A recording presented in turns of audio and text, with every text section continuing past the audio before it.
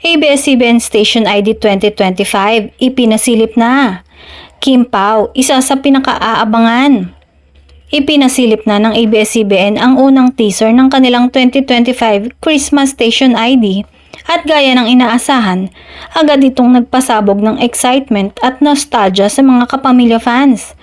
Ngunit higit sa lahat, ang pinaka-pinag-uusapan ngayon ay ang muling pagsasama sa video ng tambalang Kim Chiu at Paolo Avellino. Sa unang patikim ng teaser na inilabas sa social media, kapansin-pansin ang mga behind-the-scenes clips ng iba't ibang kapamilya stars at marami ang naniniwalang isa sa mga pasabog ay ang Kim Pao. Dahil dito, agad na nag-trending sa X ang hashtag Kim Pao Station ID at ABS-CBN Station ID 2025. Ayon sa ilang fans, inaabangan nila kung paano ipapakita ng ABS-CBN ang tambalang Kim Pao sa espesyal na tema ngayong taon.